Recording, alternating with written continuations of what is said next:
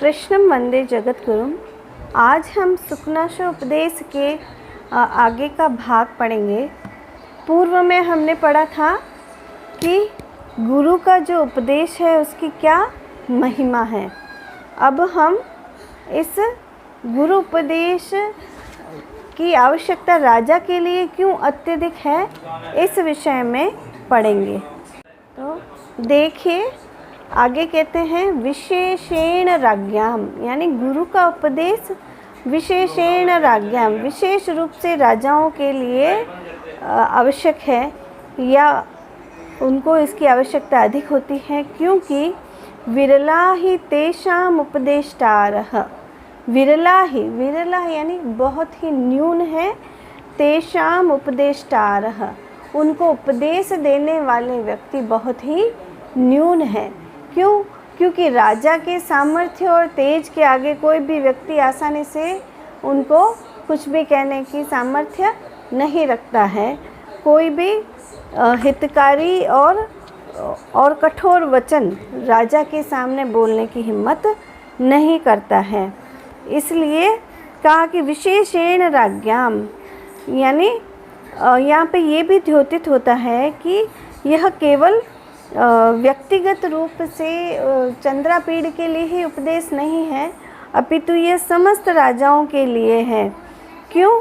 क्योंकि राजाओं को अपने शत्रुओं पर विजय पाने के लिए अपनी इंद्रियों पर विजय पाना आवश्यक है। और तेषाम उपदेष्टारः, उनको उपदेश देने वाले जो बहुत ही विरले होते हैं, क्योंकि नीति शास्त्र में कहा गया है अप्रियस्य च पथ्यस्य च वक्ता श्रोता च दुर्लभः, कि अप्रियस्य जो अप्रिय हो और पथ्यस्य लेकिन स्वास्थ्यकारी हो, ऐसा वक्ता श्रोता च दुर्लभ, कहने वाला और सुनने वाला दोनों ही दुर्लभ है। इसलिए राजाओं के लिए गुरु के उपदेश की महती आवश्यकता है। अब आगे कहते हैं, आगे बतलाते हैं कि भाई राजा को बतला भी दिया जाए तब भी वो उसको सुनता है या नहीं सुनता। क्यों नहीं सुनता है, आगे इन पंक्तियों में बतलाते हैं कि प्रति शब्दक इव राजवचनम अनुगच्छति जनो भयात।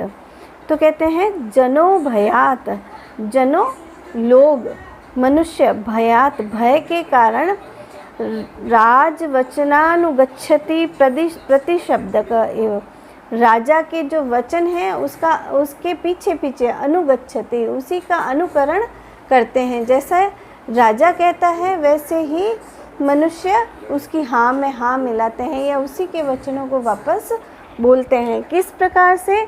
तो यहाँ उदाहरण दिया गया है प्रतिशब्दक एव। प्रतिशब्द कहते हैं गूंज को। यदि हम पहाड़ी पे या जाके जब कुछ बोलते हैं तो उसकी प्रतिध्वनि, यानी वैसी ही वही वाक्य हमें पुनः सुनाई देता है। तो जैसे ये प्रतिशब्द या प्रतिध्वनि हमें सुनाई देती है, वैसे ही राजा के वचनों का सभी अनुकरण करते हैं।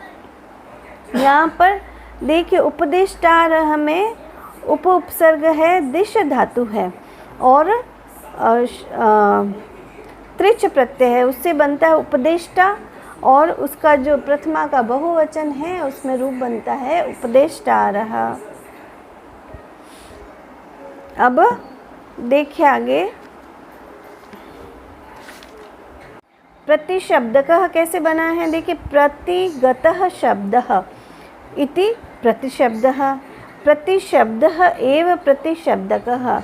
यहाँ पे जो पीछे शब्दकः में कह लगा है वह स्वार्थ है, कह प्रत्यय है कि वह उसी की प्रतीति कर रहा, प्रतिशब्द का ही अर्थ दे रहा है। और अर्थ आपको मैंने बतला ही दिया, प्रतिध्वनि या गूंज। राजवचनम राज्ञः वचनम, यहाँ पर उपमा अलंकार है, क्योंकि यहाँ पर जो राजवचन को की उपमा प्रतिशब्दकः को से की गई है, इसलिए यहाँ पे उपमा अलंकार है। अब देखिए, उद्दाम दर्पाश्च, अगर कोई कह भी दे, पहले तो लोग कहने की हिम्मत नहीं रखते, और यदि कोई कह भी देवे तो वह सुनते नहीं। कैसे नहीं सुनते बताते हैं। उद्दाम दर्पाश्च पृथु स्थगित श्रवण विवराश्च उपदिश्यमानमपि ते न शृण्वन्ति।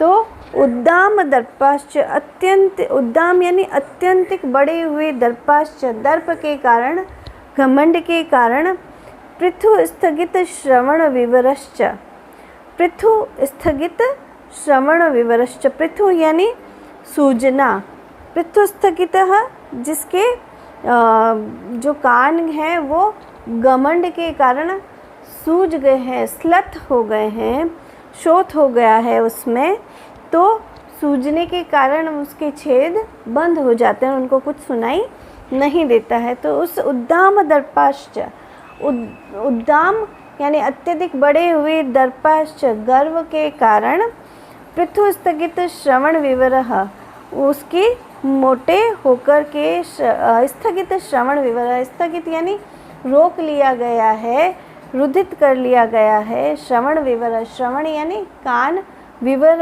यानी उसका छिद्र, और उपदिश्यमानमपि ते न शृण्वन्ति। इस कारण से यदि कोई उपदिश्यमानमपि, उनको उपदेश भी देता है तो ते न शृण्वन्ति, वे उसको नहीं सुनते हैं। उपदिश्यमानम में क्षत्रिय प्रत्यय है। क्षत्रिय प्रत्यय के अनेक बार प्रयोग आपको यहाँ दिखाई देंगे। क्षत्रिय प्रत्यय का तात्पर्य होता है प्रेजेंट परफेक्ट टेंस का प्रयोग, यानी जो ऐसा प्रत्यय जिससे क्रिया की गतिशीलता का पता चलता है, जैसे जाता हुआ, खाता हुआ, रहता हुआ, बैठता हुआ, तो वहाँ पर क्षत्रिय प्रत्यय का प्रयोग होता है। तो यहाँ पे उपदिश्यमानम अपि, कि उपदेश दिया जाता हुआ भी, ते न शृण्वन्ति, वे राजा लोग न शृण्वन्ति नहीं सुनते। क्या कारण है इसका? क्योंकि उनके कान जो हैं वो उद्दाम दर्प के कारण बंद हो के, शोथ के कारण बंद हो चुके हैं। अब शृण्वन्तः में भी श्रु धातु है और क्षत्रिय प्रत्यय के, सुनता हुआ भी नहीं सुनता है। ये अगली पंक्ति में है, शृण्वन्तो अपि च गज निमीलितेन अवधीरयन्तः खेदयन्ति हितोपदेश दायिनो गुरुन्। यानी शृण्वन्तो अपि, देखो फिर से आया यहाँ पे क्षत्रिय प्रत्यय, श्रु धातु है और क्षत्रिय प्रत्यय। शृण्वन्तो अपि सुनता हुआ भी, च और गज निमीलितेन हाथी के समान आँख बंद किया हुआ, अवधीरयन्तः खेदयन्ति उसको अपमानित करता, अवधीरयन्तः यानी अपमानित करता हुआ, खेदयन्ति दुखी करता है। किसको? हितोपदेश दायिनो गुरुन्, हितोपदेश दायिनः, हितोपदेश देने वाले, हितकारी उपदेश देने वाले, गुरुन् गुरु को क्या करता है? खेदयन्ति दुखी करता है। यानी जैसे एक हाथी की प्रवृत्ति होती है कि वो जब चलता है तो वो आसपास क्या चल रहा है वो उसकी तरफ ध्यान नहीं देता है। तो उसी प्रकार जो राजा भी है वह यदि गुरु उपदेश भी दे तो वो उसको नहीं सुनता हुआ, उस पर ध्यान नहीं देता हुआ, उपदेश देने वाले गुरु को भी खेदयन्ति दुखी करता है।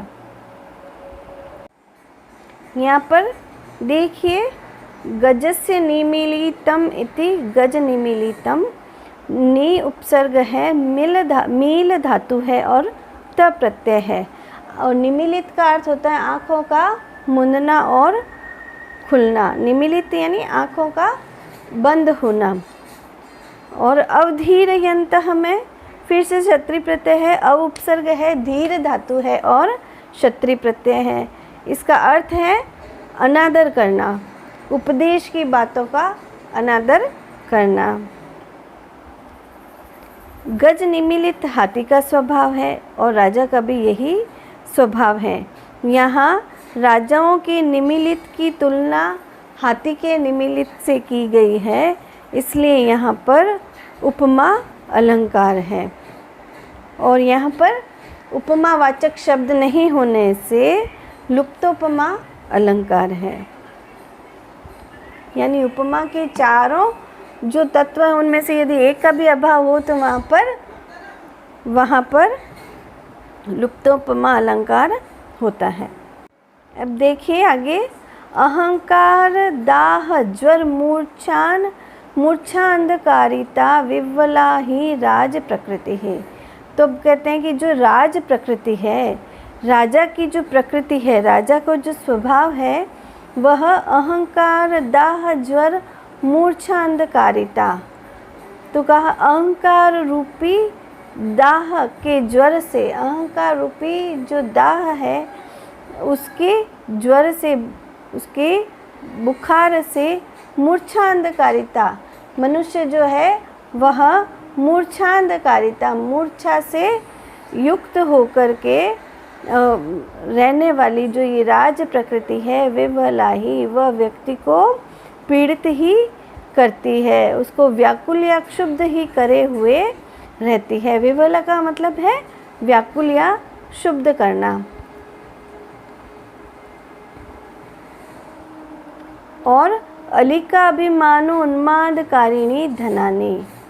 अब दूसरा दोष क्या है राजाओं का कि धनानी, जो धन है मनुष्य के पास या राजा के पास, अलिका अभिमान उन्मादकारिणी, अलिक यानी मिथ्या, अभिमान यानी घमंड, और अलिक अभिमान की उन्माद को कारिणी यानी उत्पन्न करने वाला। मिथ्या अभिमान से उत्पन्न उन्माद, उन्माद यानी जो मदमस्त अवस्था होती है, यानी व्यक्ति जब मद पी लेता है या कोई नशा कर लेता है तो जो अवस्था होती है वैसा ही धन का नशा होता है।